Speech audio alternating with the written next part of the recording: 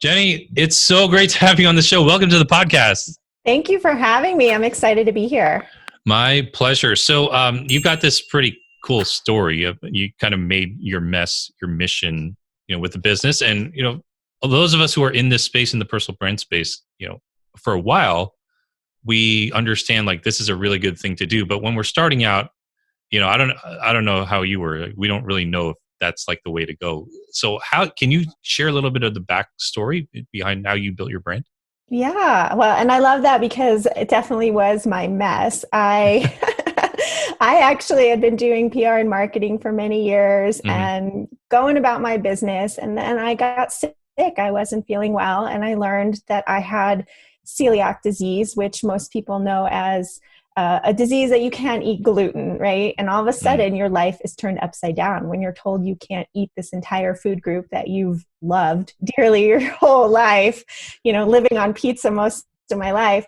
It was really shocking and all consuming to me. And even after losing gluten, I still didn't feel well. I still had health troubles. And so I decided I needed to figure this out, started to read more, enrolled in the Institute for Integrative Nutrition, and started to learn about nutrition and how to heal my body, and just changed everything. Like, I no longer wanted to do what I was doing in the past. I wanted to really focus in on healing myself and helping others. I felt like I had all this important information to share and important things to say, and I wanted to get it out in the world.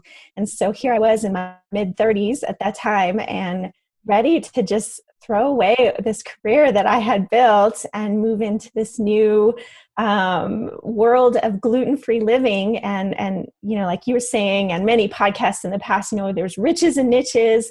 And I just felt like there was this underserved niche on how to be healthy and gluten-free. And that's where I wanted to go. So you went through both a personal and professional kind of pivot at the same, like these are happening at the same time. So same time. You're learning this stuff about your health and how to take care of yourself. What about the professional side? Were you like, yeah, I'm going to go make money doing this? Did you know it was possible? Were you like, I'm going to become this big blogger or something like that? Was that kind of your intent early on? Maybe a little in a sense that I came from a marketing background. And so in the marketing world, I had been working with bloggers and influencers, and a lot of them were doing so well. And I knew that I could do that too. And as much as I wanted to leave my, everyday career in a PR agency, I felt like, you can take the girl out of marketing, but you can't take the marketing out of the girl, right? Like, I still had those skills and I still loved marketing, but now I was ready to do it for myself and grow my own business and my own personal brand and my own platform. And so I did want to be successful at this. I, knew I was leaving behind a job and money and security to kind of go off into this new venture and start this new business.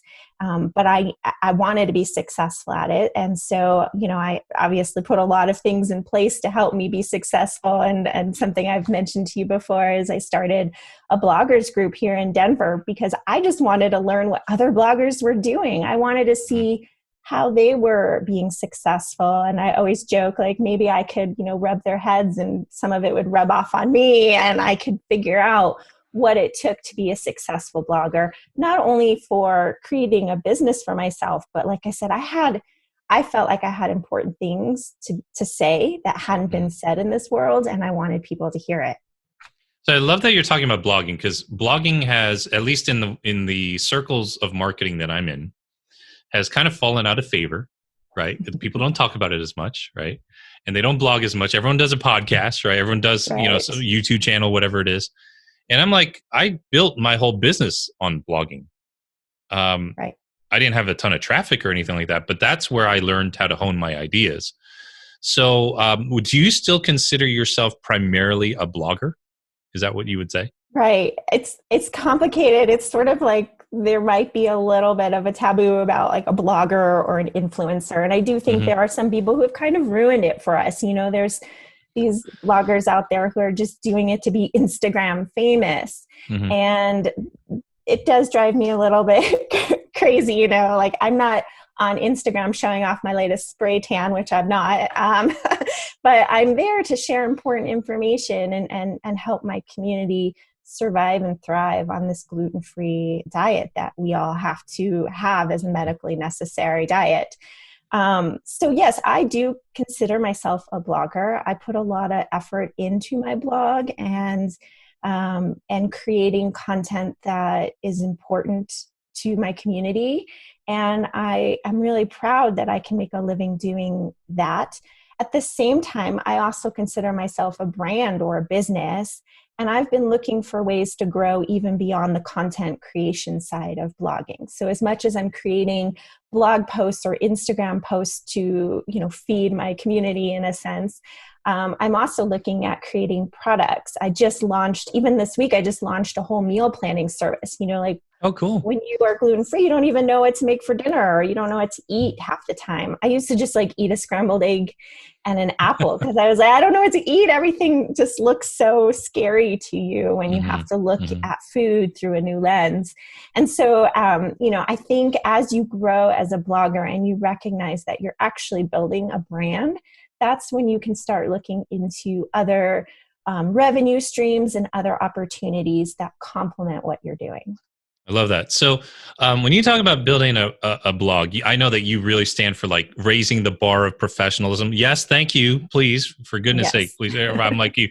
You know, coming from a marketing background, both of us were probably like two peas in a pod, right? Because there's like a lot of things that content is great, but you got to frame it. Like it's got to look good. It's got to read well, all that sort of things, all those sort of things. So I know like you are known in the marketing world for like organic traffic, and you do it like the right way, which I love. Right. Right. So when you talk about building a blog and a brand, can you share some of your like some of what you've learned on how to build this tribe and what you did intentionally to just kind of grow and make sure this blog was, you know, as much as you knew how to be successful? Can you share some of that with us? I want to know. Man. Okay. All right. Fire away. As you said, oh man, I get the notebook out. All right, here we go. Okay. I was going to say, if I could do it all over again, I would have done it right from the start. Obviously, I fumbled through it a lot, and I've learned a lot along the way. But I think that a lot of bloggers start a blog as a hobby, and then they realize, well, maybe I do want to be successful at it. And you can't just journal about your life. That is not going to necessarily get you traffic. There's very few bloggers that make it just, you know, journaling about the mundane life. That's more of keeping an online journal for your friends and family to see who maybe don't live nearby. But when you are blogging for business, it's really about creating a plan of attack for what kind of content you want to create, who you're creating this content for, and not feeling, you know, not getting on that hamster wheel where you have to create content every day and constantly that no one is reading. I even did this SEO audit with an expert, and he was just like, you have a lot of like junk articles on your website. Like nobody has read this article or even looked at this recipe in years. And he, you know, gave me great advice, like get rid of it, take it off your site, because, you know, if Google is looking at your site and they see 100 articles that and only 10 of them are really being read, Google's going to think, you know, you're a 10 out of 100. But if you have 10 articles and all 10 of them are getting read, Google's going to think you're, you know, this 100% rock star. And so really, you know, wishing I had done that from the start, that the content I created would all be great content. And right now, like I go through the weeds and get rid of old content, fix up new content. And even talking to some of the other bloggers who are really successful, they talk about seeing their blog as a project, you know, like here are 100 articles that I have researched with SEO or with my community that I want to create. And once I create those articles, my blog is done. And now I just go back and update it and keep it as this great resource for others to utilize and see over the years. But I don't feel like I have to create new content every single day. Oh, I like that. Okay. So yeah, all right. Guilty. I have probably a ton of junk articles on my site. I also publish show notes for my podcast all over my site. So there's, way too many, posts on my site. But I love what you're talking about, like treating the blog as a business, because I've only really, I think I've treated it that way, but probably not as well as I could. And recently invested in a copywriter to take some really good podcast episodes that did well and transcribe those and then clean them up for my blog. And so we're all experimenting this. I'll have to tell you about it in a few weeks, let you know how it goes. I'd love to know. Right. But it's great because I don't feel like I have to do this work. I'm in the middle of writing a book. I know you've got a book coming out soon, so we're going to talk about that in moments, if you don't mind. And of course. yeah. So all of that. Where do you see some things that people who do publish content pretty well, what can they do to optimize like reach, or do they collaborate more? Like there are two types of people. Sorry, this is a long-winded question. Let me rephrase and simplify. I mean, two kinds of people who struggle to create content, and then people who create content but don't know what to do with it. And it's good content, right? So I feel like my content's pretty decent. What would you say to someone like me? Hey, you have no problem publishing. You can create good content. You've got a small tribe or whatnot. What would you say those people need to do? Do they need to collaborate? What would you say there? I think in the content creation world that there might be an expression that you should spend 30% of your time creating content and 70% of the time marketing that content. Because you create this great article and you spend all day creating it, or all week or month or whatever, and no one's reading it, right? Because no one knows about it. So when you spend a lot of time creating that content, if you're working with a copy editor to make it even, more beautiful and more readable, then you want to actually spend the time to market that piece of content. And that's where I think a lot of bloggers get kind of, in a pitfall, I guess, for a lot of bloggers, is that, they know how to create great content, but they just don't know what to do with it. And it's like, you just can't necessarily, here, put it on my Facebook and my Instagram and think that you're going to get traffic. I mean, you get no traffic from Instagram. First of all, that's not the proper use for Instagram. But like, how do you get that content read? And this is really the principle of, I believe, building a community and building, a community of people who want to consume the content that you're creating and the products that you're creating. And, you just can't create something and poof, be an overnight success. You really have to do it with a lot of intention. And so, that's why I was saying, if I could go back and do it over again, I would have done so much differently. But over the years, I've sort of figured out, like, I need this community. I need to build this community. I need to have a connection with my community. I need to be in touch with my community, and really understand what their struggles are and what their challenges are, and then create the content that meets those challenges so that, they're reading it. And I'll give you a great example is, I have this gluten-free diet support group on Facebook. It's not as active as I would like to be. I'm definitely looking at how to grow that support group. But I posed a question, or actually I saw people in the group talking about, what do you do when you get accidentally gluten? Like when you accidentally eat a piece of gluten and you feel sick, what do you guys do? And people were talking about that, like huge threads on my gluten-free diet support group. So I took that thread and I created an article, 7 ways to overcome an accidental gluten episode, right? Like, you accidentally ate gluten, what do you do? And so I took those tips from the community and then plopped the article back into the community. And it's still a well-read article because it was created based on what people were talking about in the community. So you create this, I love that. And it probably prevents you from answering the same questions over and over again. Right. Hallelujah, right? Yeah. So once you publish that article, I'm sure you shared it with your community, shared it with your lists. You probably put it out on social media. Did you kind of take a next step there? Because I know you talk a lot about networking with other bloggers. Was there, like, what does that look like? Like, now, once you start promoting within your tribe, what have you done, or what can we do with our content to maybe get it outside there? Right. Well, usually you're creating the content for within your tribe and you're hoping it spreads word of mouth and that people are sharing it. So, giving them opportunities to share it within communities, within Pinterest. Pinterest is a major source of traffic for any niche, I will Oh, say. really? If Okay. you're even what you're doing, like you go search branding information on Pinterest, you will find so much great information out there. It's a great place to market your lead magnets and things like that as well, because growing your community starts with having a really great email list as well, Mhm. and the right people on your email list.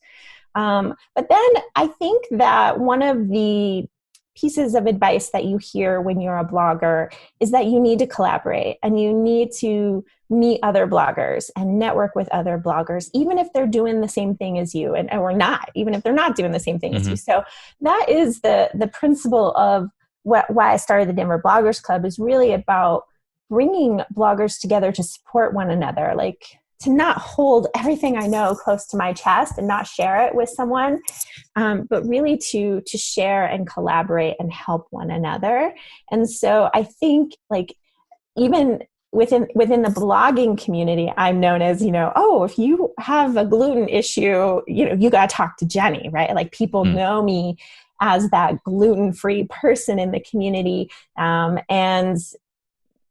I know so many other bloggers, like, oh, you cover, you're interested in traveling, you got to meet my friend so-and-so who covers traveling. Even though it has nothing to do with my niche, I'm, getting to know these other bloggers and supporting them as best I can and sharing content and all sorts of stuff. So in that scenario, is it like I might be a travel blogger, but somebody asked me about gluten? They had just happened to ask me about it for one reason or another, and then I refer them to your content. That's just kind of how it's worked. It's It, just kind of. it might be, yeah. Like, I Mhm. mean, I don't know if it would be in the blogger context, but like if you Mhm. were just out to dinner with some friends and all of a sudden, Yes. you're one of them orders a gluten-free meal, you might be like, well, I just interviewed this girl, Jenny from Good For You Gluten Free on my podcast. And, she's a, integrative nutrition coach. You should talk to her. You should look at her blog.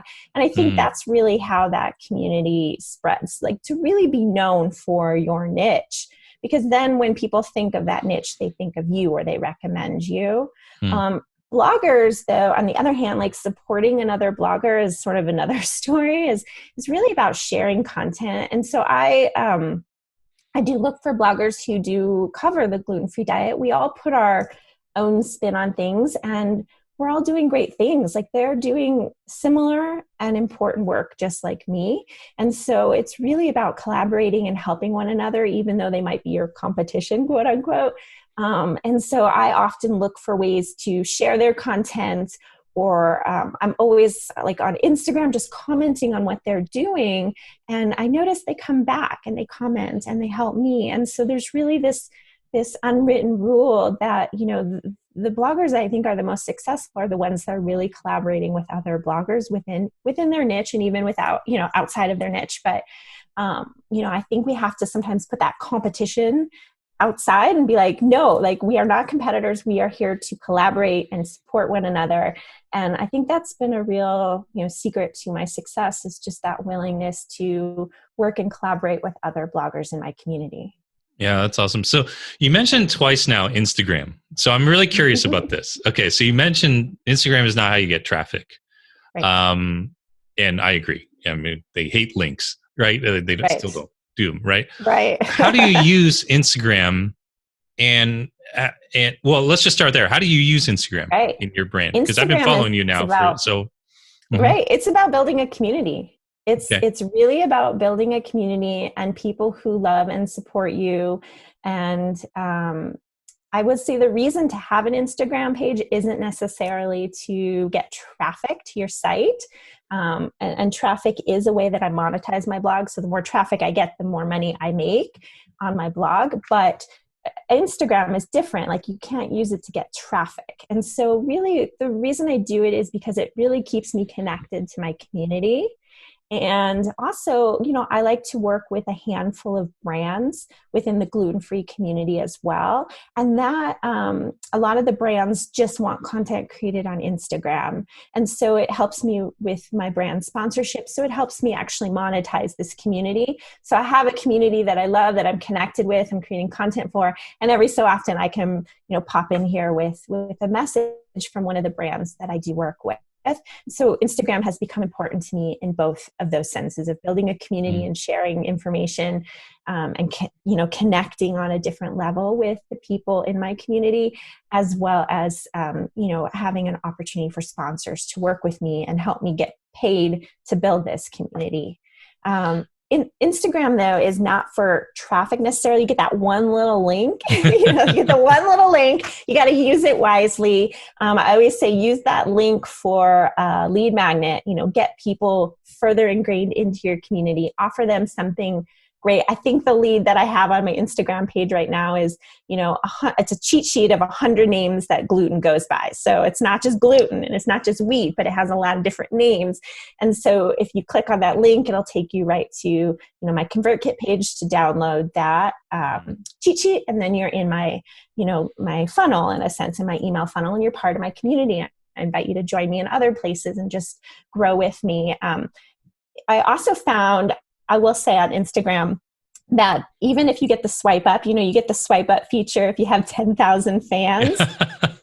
The swipe up is so overrated. Like nobody swipes up. People on Instagram want to stay on Instagram, right? Yeah. So it's super overrated. And there was a lot of pressure for bloggers and Instagrammers to get to 10,000 so they can get this coveted swipe up that nobody swipes up on. They're swiping, horizontally. They're not swiping this way. So I will say, though, something that I have been working on now is, instead of telling people to go to my story and swipe up on this article if they want to read it, or this recipe, if you want my cupcake recipe, they're not going to go do it. They're not going to go find that recipe. But what I'll say is, if you want the recipe, just leave me a comment and I'll DM it to you. And it has worked so beautifully for getting traffic. So something you can even do too is, I have this great, lead magnet. Like I know you have the headline, 50 great headlines for your newsletter or something like that. And if you put that in your, do a post about that on Instagram and say, hey, if you want this freebie, just leave me a comment and I'll DM you. And then all of a sudden people are like, yeah, I want it. And now you're showing up in their DMs and you're connecting with them in a different level. And the Instagram algorithm is going to show your content to that person because they think you're friends. You're talking and you're building a relationship. Oh, I love that. I'm really like, I've probably, in all the years I've been in business, have spent less than $10,000 in ads for like over 10 years. Right. And so it's like, either. Yeah, I don't spend a lot of, I've always done it organically. Right. And I like that approach. I'm a long game type of person when it comes to that. So I love that. Thank you for sharing that. I will try that. Okay. Yeah. Yes, I will try that and let you know. I want to take a few minutes to talk about your book. So, and let everybody know. Now, first of all, nutrition is something that I've kind of been a lot more intentional about in the last 9 months. It's really changed my life. So that's really cool. A, but B, I want to know how you wrote the book, because I'm writing this book. It feels like the never ending project from hell. Yeah. Okay.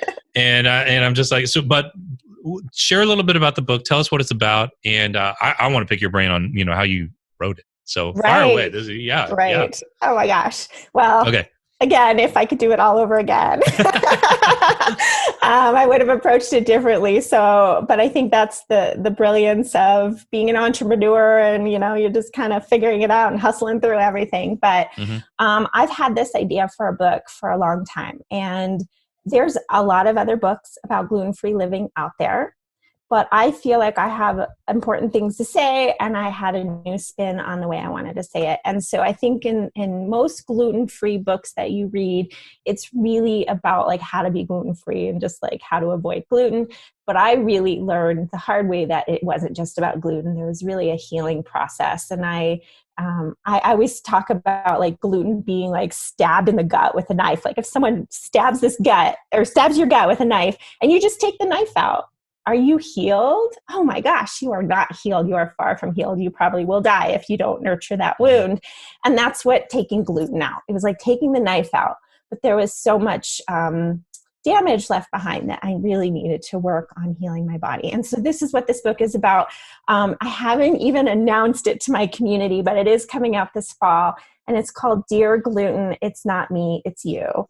And it's all about breaking up with gluten and why it's no good for you and why you should, change your relationship status with gluten. And especially if you have celiac disease or gluten sensitivity or even some sort of autoimmunity, gluten really is a troublemaker in your system. Not everyone, but for a lot of people. And so I think this book will be a really good roadmap to them not only going gluten-free, but also healing their body and healing their mind. Like I have a whole chapter dedicated to the emotional burden of this diet. And oh man, I could cry. Like there's so many feels that you feel. And it's not just about, missing your favorite food, but sometimes you feel like the social pariah, like you want to just travel, but there's no food for you. It's a very complicated process. And so I sort of unpack it all in this book. I don't have an exact date, but it's coming out in the fall. And in terms of writing it, you just got to do it. And I felt like putting it in chapters and really knowing my outline. Once I had that outline down pat, it was easy to really like pour my soul into each of that. Like I knew this chapter is dedicated to eating out. I knew this chapter was dedicated to, resting my digestive system or whatever it is. So I could really go and then enter that information. Just, it really does pour out of you. I think getting started in organizing the book is the hardest part. So if you can even find someone to help you organize it, like tell all the things you want this book to be about and have someone kind of put it into chapters for you, then you can go in and really, really get it done. Yeah, what I did was I have so much content over the years, webinars, courses, but I was like, okay, let's just transcribe this, clean it up, let me edit it, et cetera, et cetera. So this is what happens, right? And this is for all of you listening, watching. You're like, okay, I was writing the book in a program called Scrivener, which is only on my laptop. Okay. And I bought the stupid Scrivener app. Nobody buy Scrivener. I will talk bad about Scrivener for the rest of my life. They charge $20 for this app, and it does not sync. It doesn't sync the changes. It's so pointless. Do not waste your money. Scrivener, if you hear me, I'm calling you out. Okay, fix your dumb app, right? So now, because I'm on my phone way more than my laptop. So I'm like, okay, I'm not working on this. I have all sorts of resistance, Stephen Pressfield, War of Art, right? All sorts of resistance towards like sitting down at my laptop and doing this. And I finally did do what you did, what you just said. Took a chapter, threw it in Google Docs. Right. I'm like I'm editing the whole book on my phone while I'm in an Uber, while I'm at a restaurant, while I'm on the plane, when I'm just at the house, not wanting to sit at my laptop. It's hilarious. We are the worst. I'm like content creation ADD. I have no focus anymore. I used to be so focused, and now, being on Instagram and all this Insta stuff has killed my attention span. So you have to choose. You have to pick and you have to choose. Yeah, you got to can't fight it. Just got to hack your way through it. So thank you for sharing those tips. That is so cool. With gluten, I have a couple of friends who have gluten issues, and I don't know what you even call it. They can't eat gluten. I don't know what proper term is. And I don't think I'm in that boat, but a couple of years ago, I went on a slow carb diet for a couple months, and I just cut out anything that was white other than cauliflower and egg whites for 6 days a week. And I read about this, diet somewhere, and I was going through a pretty tough time personally. So I was like, okay, let me at least try to feel good about my body and physically, because, I was going through an emotionally hard time. And cut out sugar, cut out dairy, cut out rice, cut out bread, anything white. There goes pasta. I love Italian food. Right. I'm Korean. There goes the rice. Oh my God. Right. Rice is gluten-free. But it's carbs. So I got to know that. So I was like, okay. And I lost like probably 15 pounds in three weeks. I don't even know if that's healthy. I didn't even try. I just cut out that stuff. And it was the first time I really realized the power of controlling your diet. Right. And I'd work out just a little bit and I was like, oh my gosh, it's 70-80% diet and 20% working out. It is. And it's like you can't outwork a bad diet. Right. It's just, and you so probably lost the weight, because you weren't eating some of the more junk food like sugar and stuff. Sugar's gluten-free too, right? So, but the other thing is a lot of people lose what I call inflammation weight. Yes. Their bodies are swollen or retaining water because they're inflamed in certain ways and they don't even understand it. And so that's why I think, just what you were doing, like experimenting with yourself, like that's what we have to do. We don't need a doctor to tell us that we can't eat certain things. Like we almost intuitively know. And if we take a moment to experiment and become our own little detectives and figure out what foods are bothering us, you might find yourself to be a whole new person at the end of it, And yeah. Till this day, no more cream and sugar in the coffee. I don't drink soda. It's been 4 years since I've done that diet. And then I, went back to eating like normal. But I'm very conscious of cutting out carbs in my diet. Right, I don't eat them a lot anymore. Right. So all I drink is water, black coffee, and alcohol. Now that could go too, but whatever. I'm like, I don't drink soda. I don't drink juice. It's fine. I'm gonna, baby steps, right?